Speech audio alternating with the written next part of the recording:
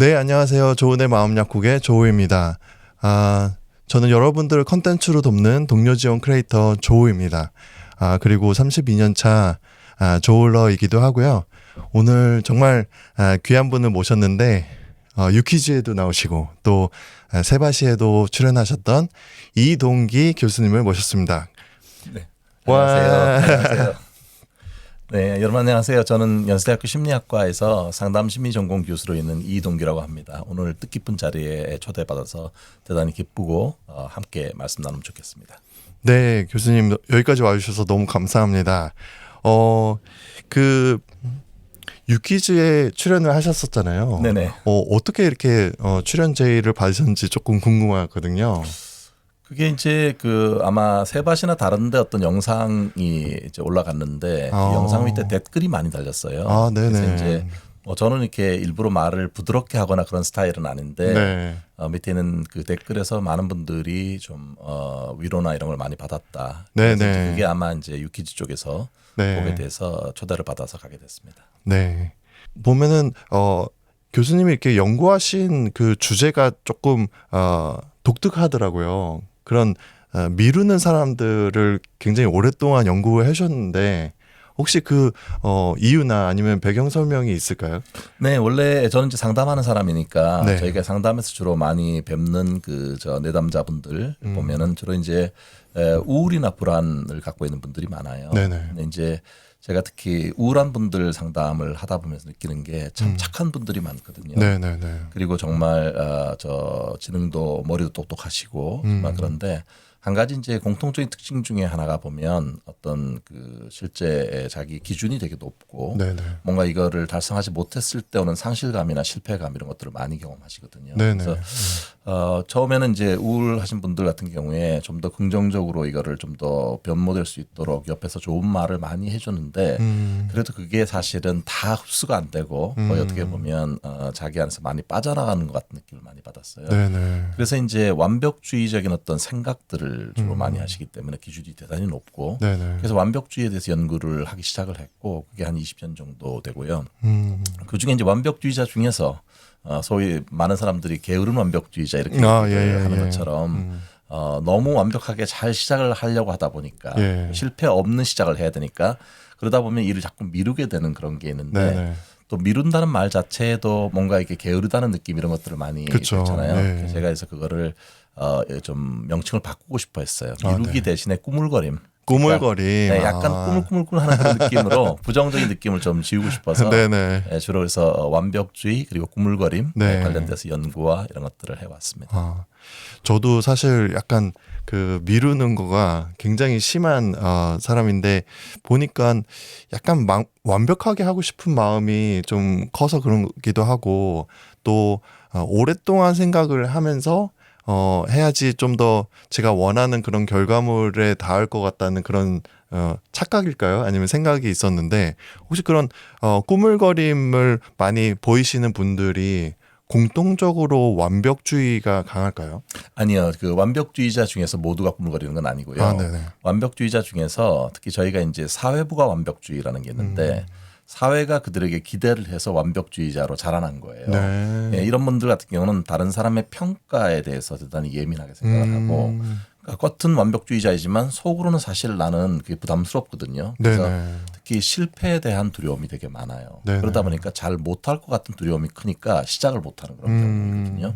그래서 완벽주의하고 미루기를 연결시켜주는 중간의 다리는 실패에 대한 두려움입니다. 예. 그러니까 잘하고 싶다는 쪽이 아니라 잘 못하면 어떡하지라고 하는 게 훨씬 많은 거예요. 그런 두려움이 좀 많아서 그럴 수 있겠네요. 그러면 그 두려움을 좀 해결해 주면 꾸물거림이 좀 덜해질 수 있는 건가요? 그게 되게 중요한 부분인데 많은 분들은 그 꾸물거림이나 미루기에 대해서 이게 의지가 약해서 그렇다 또는 너무 게으른 성격 때문에 그렇다 생각하지만 저희가 연구를 해보고 실제 상담을 해보면 오히려 부담감이 너무 심하고 네네. 예견되는 불편감 같은 게 크니까 네. 이 부정적인 감정에 휩싸였을 때 이거를 잘 조절하기 어려워하는 분들이 훨씬 더 일을 미루게 되거든요. 그래서 네네. 꾸물거림은 부정적인 감정 조절 실패의 결과라고 봅니다. 네. 오히려 감정을 잘 다루고 조절하는 것이 꾸물거림을 해결하는 데 대단히 중요한 문제입니다. 네. 그럼 꾸물거림이 좀 심해지면 그게 병적으로도 나타날 수 있는지 아니면 병적인 그런 증상 가운데 꾸물거림이 나올 수 있는지.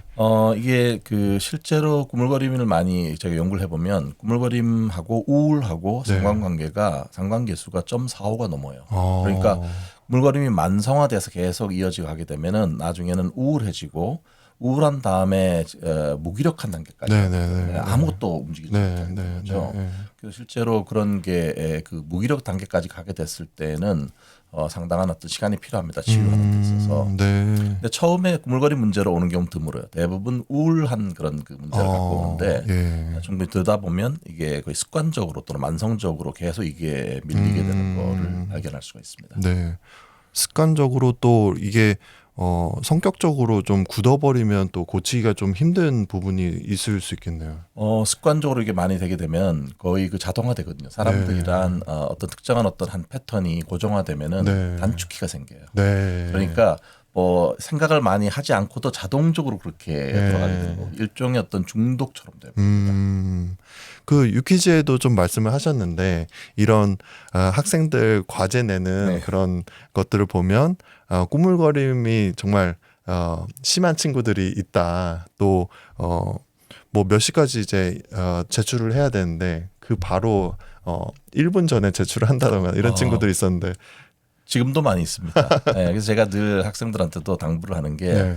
요즘은 이제 어떤 과제물을 제출할 때 언제까지 반드시 특정한 사이트에 파일 형식으로 탑재하게 돼 있거든요. 네. 그 시간이 1분만 늦어도 탑재를 못 하게 되면 0점 처리를 해요. 예. 근데 준비하는 기간이 3개월이 넘었음에도 불구하고 그거를 여러 번 또 리마인드를 했음에도 놀랍게 만약에 12시까지가 그게 기한이라면 11시 50분부터 내는 사람이 3분의 1 정도입니다. 3분의 1. 예, 그리고 그 중에서도 상당수는 11시 57분부터 내고요. 예.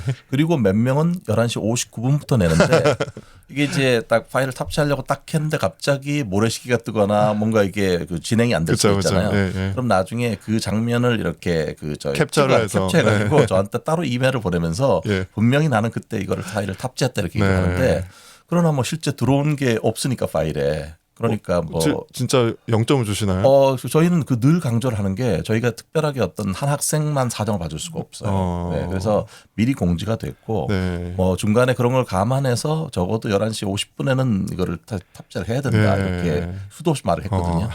예, 마음은 아프지만 0점 처리를 합니다. 좀 잔인하시네요.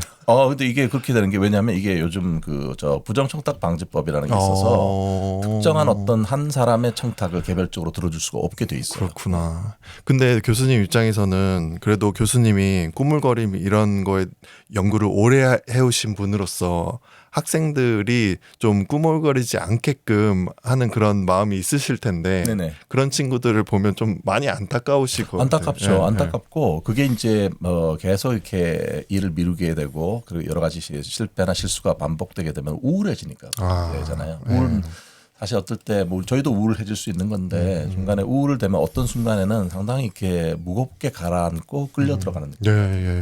예. 그렇죠. 제가 지난 8년 동안 거의 조울증만 가지고 이렇게 방송을 해왔거든요. 네. 그래서 조증 때는 너무 이렇게 하고 싶은 것들이 많아지는데 네. 우울기 때는 아예 그냥 무기력 상태로 들어가 보니까 그 대비가 크죠. 네. 네. 그래서 혹시 저희 방송에서는 조울러, 우울러, 조현러 뭐 이런 식으로 약간 순화해서 애칭처럼 부르거든요. 그래서 조울러 분들도 상담을 해보신 그런 경험이 있으실까요? 네, 아무래도 이제 저희는 이제 정신과 의사분이나처럼 병원에서 주로 있는 게 아니기 때문에 네. 그러나 저 수련을 하거나 이럴 때 조울러 분들도 본 적이 있고 네. 또 가까운 그런 그 지인들 중에서도 조울증으로 여러 가지만 어려워하시는 분들도 계속하기 때문에 잡혀볼 수 있는 기회가 있었습니다. 네. 그 상담을 하시다가도 아직 진단받지는 않았는데 좀 조울증이 의심된다거나 이런 분도 계실 수 있을 것 같아요. 우울증이 단극성으로 메이저 디프레시브 디스오더로 오는 경우도 있지만 네. 그러니까 일종의 양극성으로 오시는 분들도 있고 또 그런 경향성이 높은 분들도 있기 때문에 또 때에 따라서는 정신과 의사 선생님하고도 약물 치료를 병행하면서 상담을 진행하는 경우들도 있거든요. 네. 잠깐 다른 질문을 좀 드리고 싶은데 교수님께서 그리고 상담학 이쪽이 사실 여성분들이 많잖아요. 여성 교수님도 많고 또 네, 현재 한 80% 정도. 네, 같아요. 네. 그러신데 그 교수님께서는 이 다른 인터뷰를 좀 보니까 학원 강사를 교수 하시기 전에 학원 강사 6년 동안 이렇게 하셨. 학원 강사는 3년을 했고 또 예. 다른 종류의 일들을 해서 6년 동안 네. 원래 학문에 들어서 석사를 마치고 나서 그 다음에 6년간 다른 일을 했습니다. 네. 근데 다른 사람들이 좀 생각하기에 빨리 교수 되는 거를 준비를 해서 이렇게 하는 게 좋지 않았을까 할 텐데 어떻게 그 시간을 보내신 거예요? 그게 제가 이제 석사과정 때 상담 심리를 전공하고 열심히 상담을 했어요. 네네. 그래서 슈퍼비전도 많이 받고 상담 능력을 저 역량을 강화하기 위해서.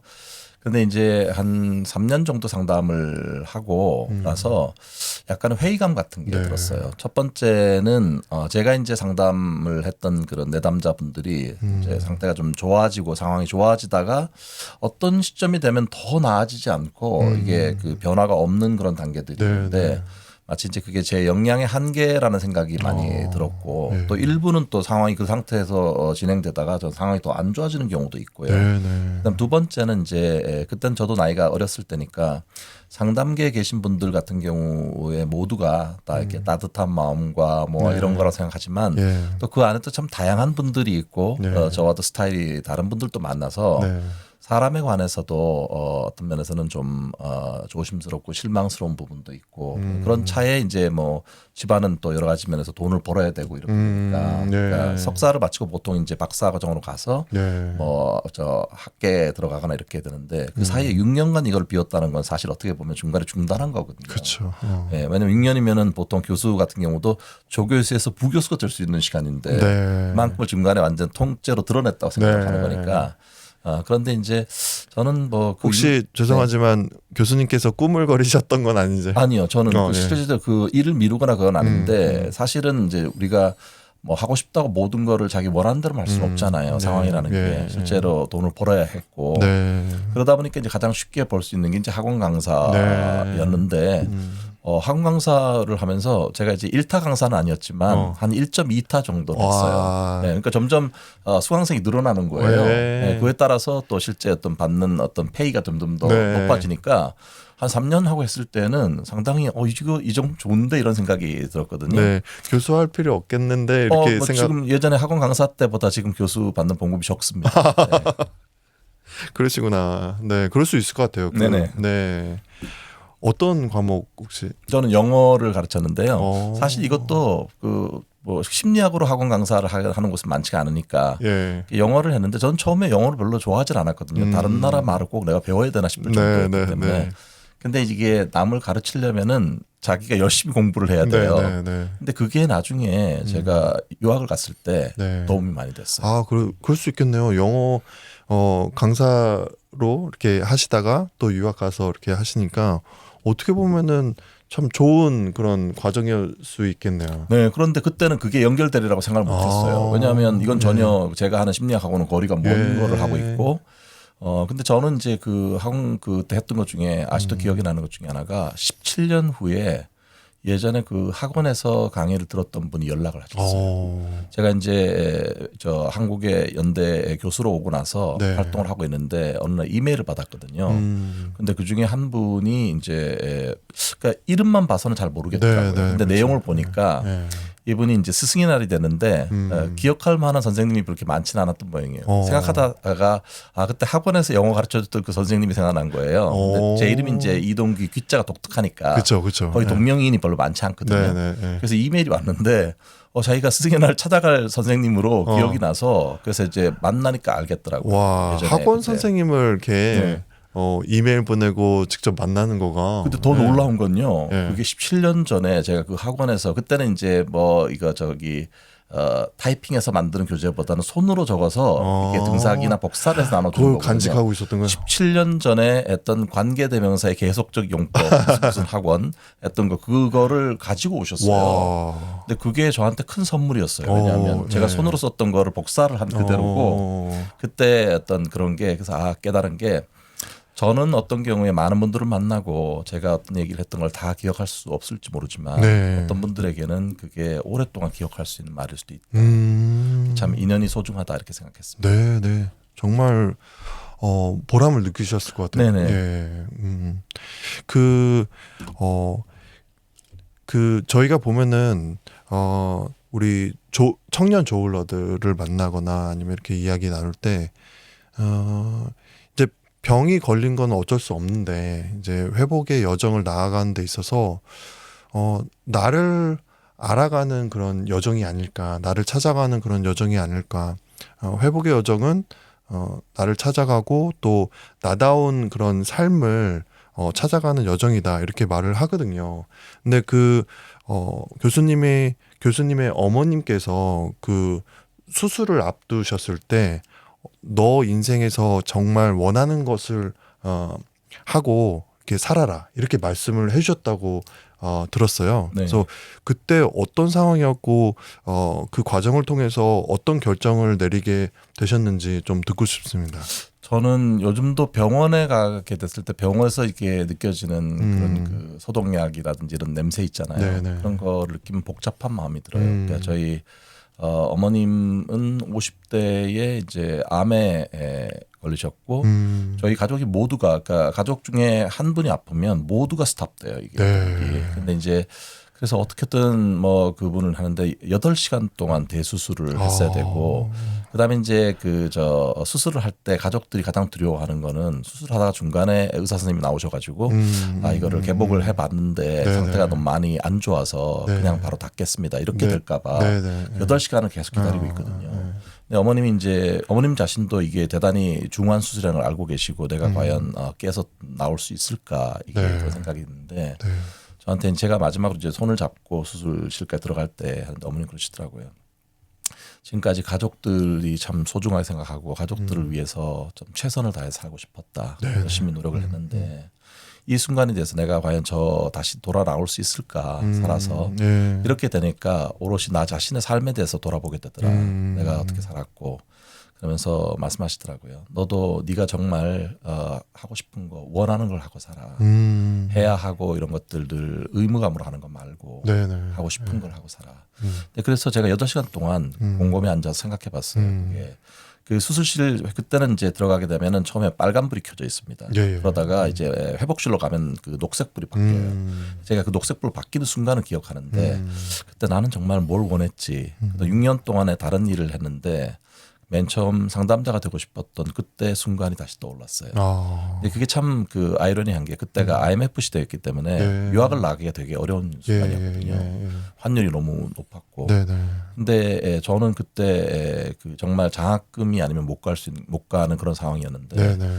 정말 기도를 하고 네. 했는데 그게 장학금이 얻어졌어요. 오, 그래서 예. 유학을 가게 됐습니다. 와, 그러셨구나. 참 신기하네요. 그렇게 어머님이 그런 말씀을 해주시는 것도 평범치 않은 그런 말씀이셨던 것 같고 또 그런 것을 어머님께서 수술실에 들어가서 8시간 동안 계시면서 정말 많은 생각을 하셨을 것 같은데 근데 그때 이렇게 상담에 대한 것이 떠올랐고 또 그것을 결정을 했는데 또 상황이 열리는 거가 되게 신기하네요. 얼마 전에 교수님께서 이 책을 내셨어요. 이 책 제목이 나는 왜 결정이 두려운가라는 책인데 이 책은 어떤 분들을 좀 생각하시면서 쓰셨는지 조금 궁금하거든요. 이게 저는 이제 학교에 있으니까 주로 만나는 대상이 그러니까 대학생들, 대학원생들 이렇게 네. 만나게 되는데 사실 요즘 젊은 분들이 진로나 취업에 관한 문제 때문에 네네. 스트레스를 참 많이 갖거든요. 그렇죠. 그러니까 사실 미래라는 게 되게 불확실하잖아요. 어떻게 될지 모르니까. 네네. 그러니까 항상 생각을 해보니까 우리는 늘 최소한 2개의 마음이 동시에 공존하는 거예요. 예. 그러니까 보통 왜 그 고슴도치 딜레마라고 얘기를 하는데요. 보면 그 고슴도치가 혼자 있으면 추워요. 네네. 그래서 서로가 같이 모여 있는 거죠. 모여 있으면 서로가 서로의 가시에 찔려요. 그러니까 이게 너무 아프잖아요. 그러니까 또 떨어지게 되면 그러니까 이거죠. 그 그러니까 혼자 있으면 외롭고 둘이 있으면은 뭔가 이렇게 불편할 수가 있는 거예요. 그러니까 그만처럼 늘 인생 자체가 선택해야 되는 거잖아요. 그렇죠. 오늘 뭐 네. 점심 뭐를 먹을까부터 시작해서 네. 또 만약에 조울러이신 분들이라고 한다면 내가 학교에 다시 또는 어디에 직장에 복직 또는 복학을 해도 될까 예, 이런 맞아요. 것도 중요한 결정인 거고 네, 네. 매 순간이 이걸 선택해야 되는데 특히 제가 만나는 분들 같은 경우에도 늘 고민하는데 생각하고 많이 고민을 하는데도 막상 결정을 잘 못하는 경우가 많고 네. 또 어떨 때는 너무 결정을 미루다 보니까 나중에 기한이 다가와서 네. 그냥 바로 그냥 생각도 안 하고 해버리는 경우도 있거든요. 예. 어떤 쪽으로 원하지 않은 예. 방향으로. 그래서 그런 분들에게 질문도 제가 많이 받았고 그래서 뭔가 도움이 됐으면 좋겠다라고 생각해서 원래 이 원제목은 2개의 마음이었어요. 아. 네, 그런데 이제 뭐 출판사에서 예. 이게 이제 결정장애, 선택장애 뭐 예. 사실 학술적 용어는 아니지만 예. 좀 더 많이 와닿으라고 제목을 뽑았습니다. 그러니까 그 책에서 공존하는 마음 그거에 대해서 많이 설명이 있긴 하더라고요. 그래서 그 공존하는 마음이 이 마음도 있고 저 마음도 있다 이런 얘기죠. 그게 결국은 이제 사람들은 선택을 할 때 A냐 B냐 그래서 A or B 둘 중에 하나를 빨리 선택하려고. 그런데 보통 우리가 결정하게 되게 어려운 순간은 뭐냐면 2개의 마음이 무게가 비슷할 때이거든요. 아, 그렇죠. 한쪽이 뭐 예를 들어서 뭐 90대 10 이렇게 차이 나면은 그거 고민할 필요가 없잖아요. 대부분 저는 그래서 51대 49라고 봅니다. 그럼 결국은 A를 선택하는 게 51% 이득이 있고 49%의 손실이 있고 예. 반대는 뒤집어지면 반대고요. 예. 그러면 선택 못 해요. 예. 둘 중에 어떻게 선택합니까? 왜냐하면 이걸 선택하지만 찜찜하거든요. 선택하지 않았을 때 나중에 저거 후회하지 않을까 이런 생각. 그러니까 예. 그래서 얘기되는 후회라든지 예. 나중에 그 결과가 나한테 줄 수 있는 그 부담감 때문에 선택을 못 하게 되는데 가만히 생각해 보면 둘 다 내 마음에 있는 거예요. 네. 근데 그거를 빨리 한쪽 편을 들려고 하니까 안 되는 거거든요. 그래서 A or B 이슈가 아니라 A and B 이슈라는 거예요. 그렇다면 이 2가지 중에서 단순하게 내가 이게 이득인가 손실인가만 비교해서는 잘 결론이 안 나요. 네, 네. 왜냐하면 이걸 선택했다 하더라도 마음 한쪽에서는 나중에 후회할지도 몰라 이런 생각이 든단 말이죠. 그래서 오히려 이때 중요한 건 나다운 선택, 내 가치와 부합되는 거.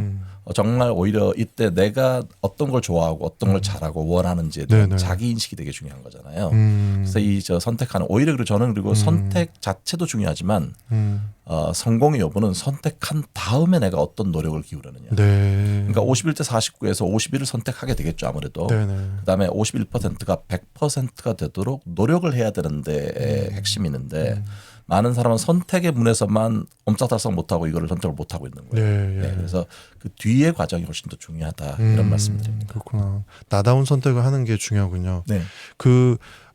저희 방송을 들으시는 분들 중에 많은 분들이 자녀가 조울증이 진단되고 조울증을 경험하는 그런 자녀를 둔 부모님들이 많이 보시는데 어떤 경우에서는 자녀를 위해서 선택해야 되는 상황들이 있잖아요. 네.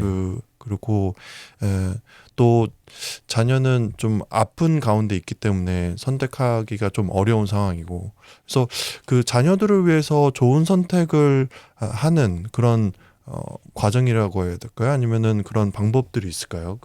일단은 그 상황이 얼마나 위기적인 상황인가 아닌가를 네. 먼저 판단하시는 게 필요할 것 같아요. 네. 여러 가지 보면은 그러니까 조울증을 갖고 계신 분들이 경험하는 여러 가지 어려움들 네. 또 그게 때에 따라서 상당히 위기 상황일 수도 있기 때문에 네. 그럴 때라면은 그 자녀를 보호하는 게 먼저입니다. 네. 그게 가장 네. 우선순위이고요. 네. 그렇지 않고 보다 일상생활에서의 어떤 그런 거라고 한다면 가장 중요한 거는 그 삶의 주인이 자녀가 될 수 있도록 도와주는 거예요. 아, 맞아요. 그러니까 만약에 차 운전을 한다면 네. 차 운전을 부모님이 늘 대신해 주는 게 아니라 맞아요. 자녀가 아직 서툴 수도 있고 여러 가지 어려울 수도 있지만 차 운전을 하게 하고 네. 옆에서 내비게이션을 보거나 방향을 알려주시는 거가 좋은 선택이라고 생각해요. 맞아요. 네. 저도 이렇게 상담을 해보면은 자기 인생에 있어서 그 핸들을 좀 빼앗긴 것 같다 이렇게 상실감을 이야기하는 친구들이 있더라고요. 근데 저도 자동차 운전 이런 거를 예를 들어서 이렇게 얘기하는데 교수님이 그 얘기를 말씀하셔가지고 실제로 운전이 되게 힘들거든요. 네네. 그러면 옆에 가족이 만약에 운전한다고 하면 옆에 탄 가족은 불안해요. 항상 그래서 왜 다른 가족에게 운전 가르치지 말라 이런 거 그렇죠, 있잖아요. 그렇죠. 네. 불안한데 네. 이게 결국은 인생을 살아가야 될 사람은 그 본인 당사자이기 때문에 그러면 저는 경험이 중요하다고 생각하거든요. 네. 경험을 하는데 경험이 항상 성공하는 건 아니잖아요. 근데 만약에 내가 어떤 실수를 하거나 또는 일부 실패적인 부분이 있다고 하더라도 그걸 통해서 그럼 나한테 뭐가 남았는가. 예. 내가 그거를 왜냐면 그게 온전히 나의 것이기 때문에 그거를 하나하나 조금 이거를 늘려가는 게 되게 중요하거든요. 이게 실수가 실패가 되지 않으려고 한다면 이 과정의 의미든 내가 그걸 진짜 뭘 마음속에 생각해보고 내가 이 다음에 조금 더 행복하고 나의 가족과도 정말 좀 더 행복하다면 어떤 방향으로 내가 갈 것인가 하는 게 중요해서 제가 늘 강조하는 게 인생을 행복하려면 두 가지의 단어를 기억하면 좋겠다. 네. 첫 번째는 이게 사고가 유연해야 돼요. 사고의 유연성, 좀 더 플렉서블하게 예. 생각하는 거가 왜냐하면 항상 한쪽으로만 생각할 수 있는 건 아니거든요. 예. 또 다른 문이 열릴 수도 있는 거기 때문에. 예. 두 번째는 저희가 심리학에서 말하는 자기 효능감이라는 게 있어요. 저도 예, 근데 이게 네. 일반적인 자신감이나 자존감하고 다른 거예요. 네. 어떻게 다르냐면 아주 구체적인 그런 일을 내가 해낼 수 있다. 만약에 그 운전을 한다면 내가 운전해서 좌우 깜빡이를 켤 수 있다. 또 내가 어떤 만약에 뭐 글을 쓴다면 내가 펜을 들고 어느 정도 이런 얘기를 쓸 수 있다. 이런 그 어떻게 보면 손맛인 거죠. 예. 근데 이거를 내가 획득해 가는 것이 자기 효능감을 하나씩 축적해 가는 거인데 네. 이거에 대하지만 내가 이걸 해낼 수 있구나. 내가 그 느낌이 이 자율성과 또 실제 앞으로 실행력과 이런 게 중요한 거거든요. 그래서 좀 더 유연한 사고 그리고 네. 조금 더 내가 해낼 수 있다는 자기 효능감 이 두 가지 방향으로 그 빛을 보고 그쪽 방향으로 가는 것이 중요하다고 생각합니다. 그러면 그 양육에 있어서 자기 효능감, 그러니까 자녀가 자기 효능감을 많이 느낄 수 있게끔 도울 수 있다면 어떤 방법들이 있을까요? 부모님들이 인내심이 있으셔야 되죠. 네. 왜냐하면 그 쉽게 도와주면 금방 쉬운 선택인 거잖아요. 그리고 부모님이 대신하면 금방 또 잘할 수 있는 것도 그쵸, 있죠. 그쵸. 네. 하지만 그건 자녀의 것은 아니잖아요. 네. 그러니까 자녀가 어떤 거를 할 때, 그러니까 이게 뭐 자녀를 돕고 싶은 마음이나 사랑하는 마음이 있고 좋은 의도가 있다 해서 항상 좋은 결과만 있는 건 아니에요. 그러니까 자녀가 그거를 실제로 할 수 있는 시간을 줘야 되고 그 다음에 이제 필요한 어떤 힌트라든지 중간중간 이건 줄 수 있지만 결국 풀어야 되는 건 본인이 풀어서 I did it. 내가 해냈다. 이 느낌을 갖게 하고 내가 여러 가지 기분이나 여러 가지 것도 사실 폭이 차이가 깊을 수도 있고 네네. 또 여러 가지 재발에 대한 어떤 그런 그 두려움 같은 것도 있고 하지만 그럼에도 불구하고 내가 이번에 이건 달랐다. 이전과 다르게. 내가 이거를 조금 더 이걸 해낼 수 있었다라고 하는 것은 내 인생에서 중요한 기록이자 성공입니다. 네. 저도 보면은 처음에 이 좋은의 마음 약고 시작했을 때는 별로 여기에 대한 마음이 크지가 않았거든요. 그냥 방 안에 이렇게 가족이 둘러 앉아서 마이크 이렇게 돌려가면서 이야기하고 또 편집은 제가 했어야 하니까 편집하고 올리고 했는데 어느 정도였냐면 구독자분이 이렇게 댓글 달아주시는 거예요. 왜 다음 편 빨리 올리지 않고 뭐 하냐. 그래서 이렇게 그런 분들이 계셔서 이렇게 하나하나 작업해서 올리기 시작했고 또 하다 보니까 저도 자기 효능감을 좀 느꼈던 것 같아요. 그것이 저에게 그 회복에 있어서 굉장히 도움을 많이 줬던 것 같아요. 조증 때도 그렇고 우울증 때도 그런 무기력함 가운데 이제 헤어나오기 힘들 때가 많잖아요. 근데 감사하게 지난 10년 조금 넘는 기간 동안은 우울기가 한 번도 없었던 거가 네. 너무 감사하고 근데 제가 그 당사자분들한테 봤을 때 자신의 그 할 일이 있는지 없는지에 따라서도 그 회복의 속도가 좀 다르다는 다르죠. 생각을 네. 네. 그래서 첫 번째는 운동을 해야 돼요. 음. 근데 아주 심한 운동 이런 거 말고 네. 가볍고 루틴이 있어야 됩니다. 네네. 루틴 운동을 해야지만 신체 자체가 좀 돌아오는 게 네. 다르게 되는 거고 그다음에 이제 어떤 그거를 내가 하는 어떤 일을 규칙적으로 하는 일들이 있을 때 그게 리듬감이 생기거든요. 네. 그러니까 이 생활 자체에 리듬감을 가지는 게 되게 중요한 것 같아요. 저는 그래서 저도 루틴을 갖고 있고 늘 아침에 어떤 특별한 아주 예외가 아니라고 하면 저는 제 아내하고 가볍게 한 20분 정도 커피를 마시는 시간을 늘 가지려고 네네. 특별한 예가 없으면. 근데 그게 자기가 생활이 이렇게 되고 그다음에 이제 제가 늘 다른 데서도 말씀을 드리는데 저는 그렇게 생각하거든요. 신이 우리에게 준 선물 중에 하나가 어제 그저께 어떻게 했다고 하더라도 그거는 상관없이 오늘 새롭게 할 수 있는 새로운 날을 주신 거가. 그래서 늘 매일 아침에 새로운 깨끗한 도화지 한 장을 받는다 그런 인상을 갖고 있습니다. 그 도화지에 무엇을 쓸 것인가 하는 거에게 우리에게 넘겨진 자유잖아요. 그 안에 하루하루를 그 도화지에 제가 또 의미 있는 것들로 이거를 채우고 싶어 하고 열심히 노력을 하는데 그 보통 의미 치료하는 빅터 프랭클이라고 하는 사람이 있는데요. 이게 주로 이제 의미를 추구하고 삶의 의미를 가진 사람은 어떻게든 살아갈 수 있다라는 말을 했는데요. 저희가 이제 어저께 그 다른 수업에서 했던 얘기가 생각이 나는데 그 삶의 의미라는 거가 우리말로 삶의 의미인데 영어로는 meaning of life도 있고 meaning in life도 있어요. 준 전치사 하나가 달라지는데 meaning of life는 그냥 우리가 생각하는 삶의 의미 이렇게 번역이 되죠. 근데 meaning in life라는 게 사실 학술적으로 많이 사용되거든요. 그 이유는 우리의 삶 속에서 의미죠. 삶 안에서 의미를 찾는다. 의미를 찾는 게 중요하다는 거예요. 그래서 각자 오늘 이걸 보시는 분들도 여러분 각자의 하루가 그 도화지에 어떤 것으로 어떤 의미로 채우실지 궁금해집니다. 너무 좋은 말씀이세요.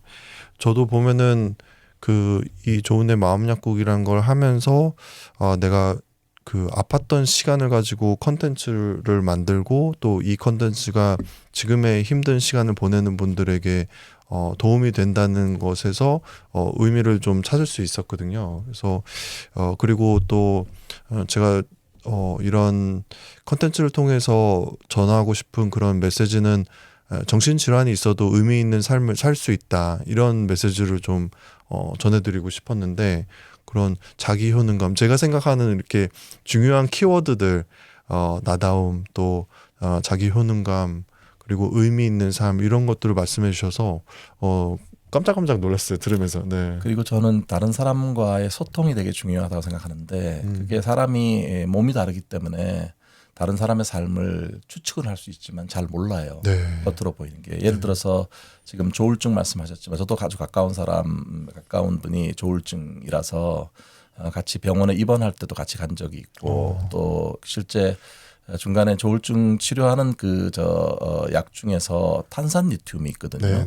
탄산 리튬 같은 경우에는 이게 간에도 무리가 많이 가고 여러 가지 그렇기 때문에 항상 보면은 혈액 검사를 해야 돼요. 그 상태를 보고 나서 이걸 해야 되는데 과연 그런 거를 옆에서 경험하고 이런 걸 조금이라도 알기 때문에 느껴지는 게 있는데 그렇지 않은 일반 분들이 그게 어떤 건지 어떻게 알겠습니까? 저는 몸 다르면 다른 사람 잘 이해 못한다고 생각하는데 예전에 제가 제 내담자 분께 누구님의 그 마음을 공감합니다. 그랬더니 그분이 저한테 물어보시더라고요. 정말 공감하세요? 자신 없더라고요. 그래서 제가 말을 조금 낮춰서 누구님의 마음을 이해합니다. 그랬더니 다시 묻더라고요. 정말 이해하세요? 그때 제가 깨달은 게 뭐냐면 우리가 말할 수 있는 가장 최대한의 말은 누구님을 공감하고 싶다. 누구님을 이해하고 싶다. 거기까지가 저희가 할 수 있는 말인 것 같아요. 그러니까 공감한다는 말이 정말 좋은 말인데 그것에 있어서 이렇게 진정성 있게 느끼는지 그것도 참 생각해 봐야 되는 문제인 것 같네요. 좀 궁금한 게 상담학에서는 이 저울러들이 겪는 그런 조증과 우울기의 이런 극단적인 에너지 변화를 좀 어떻게 이해하고 있는지 또 교수님은 어떻게 보시는지 좀 궁금합니다. 이게 많은 분들이 이제 저울러들이 갖고 계신 무드 스윙이라고 하는 거를 기분의 문제로만 자꾸 생각을 하는데요. 저는 조금 다르게 생각합니다. 이거는 어떻게 보면 생각하고 판단하는 영역이기도 하고 그거에 따라서 어떤 행동을 하는가의 영역이기도 하거든요. 이게 보통 이제 경조증이든 조증 상태에서의 어떤 그런 거를 보면 사실 좀 위험할 수 있는 요소들 이런 것들을 오히려 좀 이렇게 많이 생각을 하지 않는 경우도 있고 오히려 좀 다 잘 될 것 같은 낙천적인 생각과 그 에너지가 하이가 되지 않습니까? 또 반대로 보면 우울기에서는 상당히 이게 가라앉고 좀 무기력해지고 그때는 또 보면 여러 가지가 부정적 생각이 많이 들고 예전에 어떤 경험이라든지 힘들었던 경험 같은 걸 보면서 스스로를 자책하게 되기도 하고 이렇게 했지 않습니까? 이 두 개가 경험을 하게 되는 건데 저는 그래서 이거를 단지 어떤 기분만 이걸 좀 높낮이를 낮춘다가 아니라 그 과정에서 본인들이 어떤 경험을 하고 있는지 또 그리고 그때 가장 중요한 거는 이제 상담을 통해서 자기 이해를 할 수 있게 하고 내가 정말 두려워하는 것이 무엇인지에 대해서 알아야 네. 그거를 내 나름대로의 방식으로 조금씩 이거를 내가 핸들하고 조절해 가는 거를 배우는 거이고 그 옆에서 손을 잡아주고 정말 저는 다른 사람에게 충분히 이해받는 경험, 수용받는 경험이 대단히 치유적이라고 생각합니다. 네. 그렇죠. 그래서 자조 모임이 정말 좋은 게 그냥 같은 처지에 있고 하다 보니까 어떤 말을 해도 이해해주고 또 수용해줄 수 있기 때문에 이렇게 모여서 이야기를 나눈 것만으로도 굉장한 그런 치유 효과를 보게 되더라고요. 그래서 누군가를 이렇게 수용해주는 것도 중요한 것 같아요. 그 부모님이 또 자녀를 수용해주는 그런 부분도 굉장히 중요할 수 있겠네요. 중요한데 부모님은 객관적이기 어려워요. 네. 네, 자녀니까 어떻게 보면 한국에서는 특히 자녀가 나의 분신 같은 건데 그러니까 마음이 더 앞서가게 되거나 네. 오히려 더 책임감을 더 많이 느끼기 때문에 오히려 네. 객관적으로 보기 어려울 수도 있거든요. 네. 그래서 이제 결국은 이제 수용되어 보는 경험 같은 거가 네. 내가 뭘 잘해야만 수용되는 게 아니라 또 내가 또 살면 다양한 그런 경험들이 생길 수밖에 없고 여러 가지 제약이 있는 경우도 생기잖아요. 네네네. 근데 그게 우리 삶이라는 게 상당한 시간이 있는 건데 네. 일부분만 갖고 모든 걸 평가할 수는 없는 거고 그 안에서도 흔들리지만 움직일 수 있다라고 하는 거. 갈등이 없는 게 중요한 게 아니라 갈등이 생기지만 그 안에서도 내가 서로를 소통하려고 노력하는 거 이거를 경험해야 되는 게 네. 중요한 것 같아요. 네네. 그 자조 모임 말씀하셨지만 저는 이제 미국에서 예전에 그 마약 중독자 또는 알코올 중독자분들 치료를 1년 정도 한 적이 있거든요. 자조 모임 같은 데를 보면 네. 특히 이제 알코올 중독자들 모임 같은 데 가보면 지금 한 10년 넘게 금주를 하고 있어도 예. 잠깐 어느 생각만 들면 다시 재발할 수 있다. 예. 그래서 늘 그 생각하는 거예요. 예. 기도하고 생각하고. 예. 그다음에 일종의 빅 브라더 그런 시스터 이런 제도가 있잖아요. 그래서 중간에 갑자기 술 마시고 싶은 생각이 들면 전화를 합니다. 전화를 하면 같이 와서 그때 그걸 넘어갈 수 있도록 도와주고 그런 것들 본 적이 있습니다. 그렇구나.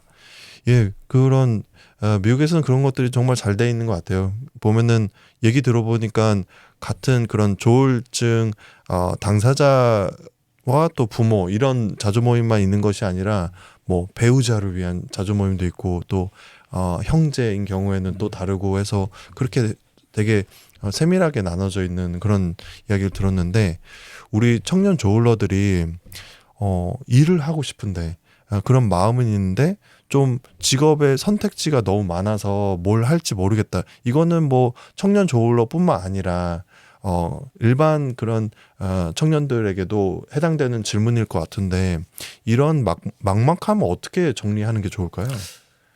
사실 직업 선택은 뭐 모두에게 고민이죠. 네네. 요즘은 이제 뭐 평생 직장인 개념이 거의 네. 없는 상태이니까. 그런데 이제 저는 이제 조울러이신 분들 같은 경우라면 건강하게 지속 가능한가. 이게 그리고 생활 그 리듬 같은 것들을 충분히 내가 잘 유지할 수 있는가. 네. 또 아마 부모님들 입장이라고 한다면 이게 더 도움을 주실 때 지켜볼 때도 이게 좀 더 잘 아시니까 자녀가 이거를 그러니까 지속적으로 이걸 잘 할 수 있는가에 대한 생각 같은 것들이 있을 수가 있잖아요. 그러니까 이런 것들을 판단해야 되는데 너무 지나치게 야근이 많다든지 또는 뭐 밤잠 못 자고 해야 된다든지 여러 가지 이런 일들이 있잖아요. 그러니까 좀 약간은 재발할 수 있는 그런 그 위험 요소가 좀 더 많은 부분은 조금 충분히 심사숙고해서 결정하시는 게 좋겠고 또 약간은 이제 경조증 상태 같은 때에서는 볼 수 있는 여러 가지 어려움들이 이거를 좀 과소평가할 수 있기 때문에 우리 조금 더 안정적이고 이럴 때 좀 부모님이나 주변 현실 검증적인 측면도 고려하시면서 직업을 선택하시는 게 중요하겠습니다. 그 책에 보면은 2 플러스 알파 그 네. 내용이 나오거든요. 네네네. 그거는 어떤 법칙이죠? 사실 선택할 때 저는 그렇게 생각합니다. 선택지를 너무 많이 가지는 게 도움이 안 돼요. 그 이유는 예전에 이렇게 잼 있잖아요. 네. 빵에 바르는 잼 실험을 한 적이 있는데, 그러니까 한쪽에는 24개의 선택지, 그 잼을 24개를 이렇게 나열을 하고 고르게 하는 게 있고요. 한쪽에는 이제 6개만 있어요. 그다음 시식을 하게 하면은 사람들은 24개 있는 잼 쪽으로 가서 열심히 이것저것 많이 시식을 하잖아요. 근데 실제 판매량은요. 이쪽이 그 24개의 인데보다 그때는 한 3% 정도 팔리고요. 이쪽 6개밖에 없는 데는 30%가 팔려요. 무슨 말이냐면 선택지를 너무 많이 가지고 있다는 것이 항상 그 결정하는 데 도움이 되진 않아요. 그러니까 사람들은 완벽하게 선택하고 싶어 하고 더 종류가 이거 이쪽 저쪽 다 감안해서 하려고 하잖아요. 그러다 보니 선택을 못 하는 건데 첫 번째는 선택지를 줄여라. 선택지를 사람들이 잘 이렇게 다룰 수 있는 선택지는 저는 3가지라고 생각합니다. 네. 근데 3가지 선택할 때 예. 2 플러스 알파는 뭐냐면 뭐 특별히 그 고기 얘기하는 건 아니고요. 2는 뭐냐면 내 인생에서 절대 포기할 수 없는 나만의 중요한 가치 2가지. 내가 중요하게 생각하는 가치가 있잖아요. 이건 내가 포기 못해. 2가지. 알파 1가지는 뭐냐면 이게 있으면 내가 좋을 것 같은 거 1가지. 그 정도 선에서 어떤 그 가치를 떠올리는 것이 선택을 할 때 도움이 된다는 거예요. 네. 이게 뭐 직업을 선택하는 그런 것에만 해당되는 게 아니라 또 식당 같은 경우도 예, 메뉴가 너무 많으면 그리고 이런 선택지가 너무 많으면 또 선택하는 데 있어서 이렇게 기분이 좋은 게 아니라 또 우울할 수도 있다고 들었어요. 그게 이제 선택지가 많으면 항상 저는 우울은 2가지 중에 하나인데 이게 실패감 아니면 상실감 2가지 쪽이 있거든요. 네. 내가 이걸 고민해 선택했는데 영 아니었을 때 이럴 때 또 하나는 내가 이걸 먹지만 이걸 먹기 때문에 저걸 못 먹어보잖아요. 그때 그 상실감 같은 게 있는 거죠. 그래서 항상 선택지가 많다는 것이 고를 게 많구나라고 할 것 같지만 예를 들어서 그런 게 있어요. 미국 유학 가는 학생들 중에 처음에 학교에 지원할 때는 그 입학 허가서인 어드미션을 받기만 하면 좋겠다 생각해요. 근데 나중에 그런데 2군데서 받았어요. 그럼 기뻐야 되잖아요. 그때부터 고민이에요. 왜냐하면 A라는 학교는 등록금이 좀 싼 데 비해서 학교 네임밸류가 좀 떨어질 수가 있고 B는 또 그 반대적인 게 있고 그러니까 둘 중에 오히려 접근 갈등이 생각보다 해결하기 어려울 수도 있습니다. 우리가 이제 선택을 머뭇거리는 그런 것을 생각해 보면 잘하고 싶은 마음과 또 실패하면 어떡하지에 대한 그런 두려움이 굉장히 크거든요. 그런 두려움 때문에 선택을 못 하고 있는 그런 친구들이 있다면 어떤 말씀을 해주실 수 있어요? 많은 경우는 이제 두려움이라고 하는 것이 여러 가지 이전 경험이라든지 뭔가 얘기되는 그런 것들이잖아요. 근데 사실 그 두려움 이게 보통 불안의 일부인데 사실 우리가 걱정하는 불안의 91%는 일어나지 않습니다. 나머지도 내가 예상한 대로 꼭 그렇게 불안이 구현되는 건 아니에요. 그래서 인생에서 물론 내가 어떤 걸 두려워하는가라고 하는 걸 이해하는 것은 나를 이해하는 데서 대단히 중요한 부분이고 또 그걸 감안해서 어떤 결정을 하는 데 도움이 될 수 있지만 우리가 이제 어떤 선택을 할 때 사람은 이제 방향을 앞으로 전진해야 되는 거잖아요. 사람을 이렇게 앞으로 전진하게 하는 거를 동기화한다고 합니다. 모티베이션을 주는 건데 그때 바라보는 관점이 2가지가 있어요. 하나는 지금 말한 것처럼 내가 두려운 걸 피하려고 하는 것도 그쪽 방향으로 가는 거거든요. 이런 거를 저희가 보통 예방 초점이라고 하는데 위험을 피하자 이런 쪽이에요. 마이너스를 피하는 쪽인 거죠. 2번째는 플러스 늘리는 쪽 방향으로 갈 수가 있어요. 이런 거는 향상 또는 촉진 초점이라고 합니다. 실제 연구를 해보면 마이너스를 피한다고 해서 플러스가 생기는 게 아니에요. 그러니까 찬물을 끈다고 해서 뜨거운 물이 바로 나오는 게 아니거든요. 오히려 인생이 행복해지려면 결국은 플러스 방향으로 뭔가 하는 노력들이 조금씩 쌓여져야지만 그쪽 방향으로 가게 되는 것인데 마이너스는 피했지만 나는 중간에 가만히 서 있는 거잖아요. 그래서 플러스를 늘리고 뜨거운 물을 틀어야 한다고 말씀드립니다. 그렇구나. 그러니까 안 좋은 것들을 좀 해결하려고 하는 그런 부분들이 있는데 그것보다는 좋은 쪽으로 더 이렇게 안 좋은 걸 해결했다고 하지만 완전히 해결이 잘 되지도 않을 뿐더러 안 좋은 거에 계속 생각을 하다 보면 사람은 휩싸이게 되잖아요. 그 안에서 상당히 가라앉을 수가 있거든요. 그래서 안 좋은 것들에 대해서 감안하고 생각하고 이런 거 신중하게 할 수는 있지만 오히려 내 삶을 증진시키기 위해서 오늘 내가 지금 바로 이 시간에 한 발짝 더 나간다면 뭘 해볼 수 있는가 이거를 생각해보고 그쪽 방향성이 있어야 가는 거니까요. 그럼 조울러들 같은 경우에는 증상을 줄이려고 노력하는 것도 분명 필요하긴 하겠지만 그것에 너무 포커스를 하는 것보다 이 조울러들이 갖고 있는 그런 장점들이 또 있잖아요. 그렇죠. 그런 장점들에 조금 집중하는 것도 좋을 수 있겠네요. 이제 한 가지 기본은 내가 현재 지금 어떤 상태인가 하는 부분은 알아야 돼요. 그러니까 예를 들어서 많은 경우 이제 경조증 상태에 있거나 하게 되면 또 많이 달릴 수가 있죠. 네, 이쪽 방향으로. 네. 그러니까 현재 지금 내가 어떤 상태에 있는가에 따라서 이거를 하는 게 그러니까 자기를 좀 더 현실적으로 현재 지금 어떤지를 알고 있다는 전제 하에서 라고 한다면 내가 이거를 할 때 어떤 거를 하는 것이 나를 좀 더 행복하게 하고 내가 원하는 방향 쪽으로 가게 되는 것인가라고 하는 거에서는 저는 의식적인 노력을 해야 한다고 생각합니다. 네. 그러니까 조울러들이 갖고 있는 좀 특징 가운데 하나가 한 가지 목표가 생기면 그 목표를 향해서 달려가는 그런 부분들이 있는데 그렇게 하면은 좀 과속하게 되기도 하고. 그래서요. 네. 그 부분이 이제 만약에 이제 그렇게 되면은 어떤 위험한 부분들 이런 것들을 더 많이 안 보게 되고 좀 지나치게 좀 낙관적으로 이렇게 바라보게 되는 부분도 있고 에너지를 너무 잠을 안 자고 계속 집중하게 될 수도 있기 때문에 이제 그런 부분들을 감안하면은 그러니까 가끔 이제 조울러분들 입장에서는 이게 내가 생각을 하면서 이게 내 증상의 일부로 이렇게 생각하게 되는 건가 아니면 이게 내가 진짜 원하는 건가 이 두 가지가 항상 조금 고민될 때가 있죠. 구분하기가 진짜 어렵죠. 네. 왜 둘 다 내 마음속에 내가 나니까. 네. 그런데 이제 이거를 그럴 때 그래서 조금 더 객관적으로 이걸 봐줄 수 있는 가족과 얘기를 하는 게 좋습니다. 예. 이게 얼마나 현재 여러 가지 히스토리나 여러 가지를 보고 있어야 할 때 그래서 그때 가족과 좀 이거를 같이 얘기를 하면서 중심을 조금 잡아보는 게 먼저라고 생각을 해요. 네네. 보면은 우리 이제 자동차로 비유했을 때 속도계를 보면서 내가 과속하지 않고 있나 이거를 보는 것이 굉장히 중요한 것 같고 또 어떠한 목표지로 가는 것보다는 이 운전하는 자체를 좀 즐기면서 이렇게 드라이브 한다는 생각을 갖고 그것에 좀 더 포커스를 하는 것이 더 행복한 삶을 사는데 결국 행복하기 위해서 뭐 우리가 노력을 해야 행복해지는 거잖아요. 네. 가만히 있으면 그냥 가만히 있는 거 뿐이니까. 네. 그래서 자기를 잘 알기 위해서 저는 좀 기록을 하는 게 좋은 것 같아요. 그러니까 뭔가 새롭게 뭔가 이걸 하니까 내가 참 이게 좋았다라든지 네네. 이걸 통해서 내가 뭘 배웠다든지 저는 강의를 들을 때도 강의를 듣고 나서 항상 세 가지를 생각해 봅니다.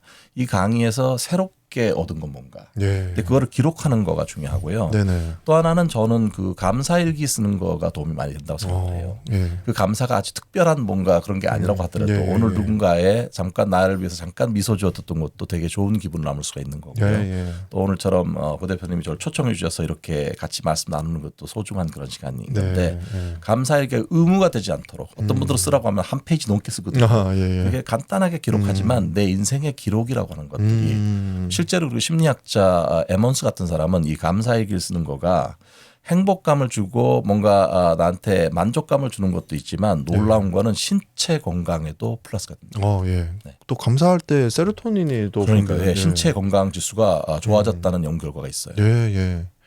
어떤 교도소에 계신 분이 감사일기 쓰면서 이 환경이 바뀌기 시작해서 그러다가 또 모범수로 빨리 나오게 되는 그런 일도 들었거든요. 내가 바뀌면 사실 내가 만나는 사람에게도 조금씩 옆에 있는 사람에게도 영향이 달라지게 되고 그러면 그 사람이 나한테 해주는 말도 조금 영향이 달라질 수가 있고 사실 시작이 어떤 이 진동이 시작될 수 있는 거잖아요. 그리고 다시 말씀드리지만 우리는 우리의 삶을 우리가 어떻게 살고 싶은지 그 방향성에 대해서 채워갈 수 있는 자유와 그다음에 선택지가 주어져 있다 이렇게 말씀드립니다. 네. 어떻게 보면 그런 선택지가 있다는 것 자체만으로도 감사할 수 있는 그런 거군요. 그럼요. 뭐 워낙 그 삶이라고 하는 것이 각자가 다 말하지 않지만 고민하는 지점이 왜 없겠습니까? 굴곡이나 뭐나 이런 것들 돌아보면 여러 가지 후회스러운 일들 그런 것들 많이 있을 수 있습니다. 그거는 조울러이시든 아니든 상관없이 우리 삶의 필수적인 부분이에요. 네. 제가 교수님을 또 멀리서 이렇게 모셨기 때문에 그냥 한 편만 찍기에는 너무 아까워서 죄송해서 두 번의 에피소드로 나눠서 인터뷰를 준비를 했는데 오늘은 여기까지 그 에피소드 1을 또 했고요. 그 에피소드 2로 또 뵙겠습니다. 그 에피소드 2에서는 나는 왜 결정이 두려운가에 대해서 조금 더 깊게 나누도록 하겠습니다. 네, 오늘 너무 좋은 말씀 많이 해주셔서 정말 감사합니다. 같이 봤을 때 좋았습니다. 고맙습니다. 네, 감사합니다.